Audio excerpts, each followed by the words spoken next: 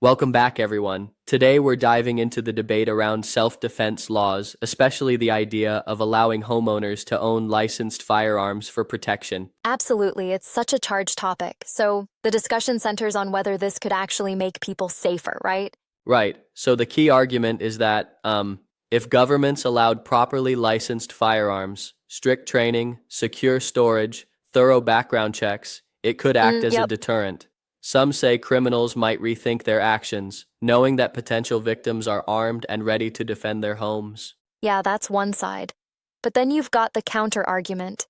Even with strict rules, more guns in households could lead to accidental shootings, escalation of conflicts, and even the risk of weapons falling into the wrong hands. Exactly, and it gets even more complicated when considering what really counts as reasonable force. Imagine a homeowner caught up in a high-stress moment. It's one split-second decision could lead to something serious legally and Right. morally. And that's where the legal quagmire starts, correct? I mean, even if a homeowner is fully licensed, if they end up using the firearm and things go sideways, they could face criminal charges or civil lawsuits. Exactly. There's also the psychological impact. You see, movies make self-defense look heroic and quick fix, but real life is messy. Under stress, confusion, and fear, mistakes happen, and the law will scrutinize those moments for years. Now, I've heard some critics say that focusing solely on self-defense can be a bit, short-sighted. Isn't it true that crime prevention requires a broader approach? Absolutely. In fact, many experts argue that a single policy like this can't address the full spectrum of crime. Think about it. Stronger policing, improved mental health services, community surveillance, tighter border controls to prevent smuggling. All these are crucial pieces of the puzzle. Yep, but then there's the perspective of entrepreneurs and families looking for safer regions, right?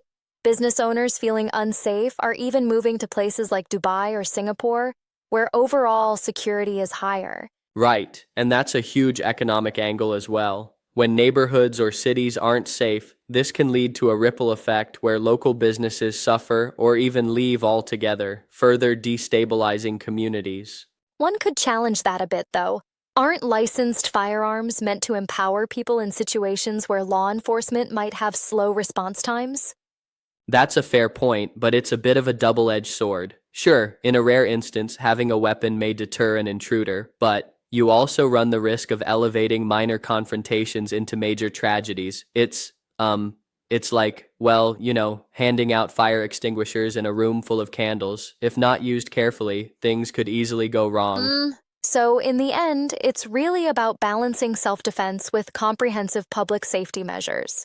Instead of putting all the hope on individual firearms, governments need to create a broader ecosystem of crime prevention. Exactly. The focus should not only be on enabling self-defense, but also on reducing the factors that lead to crime in the first place. Policies such as improved policing, mental health support, and community programs can really make a difference. It's a complex issue with no easy answers, isn't it?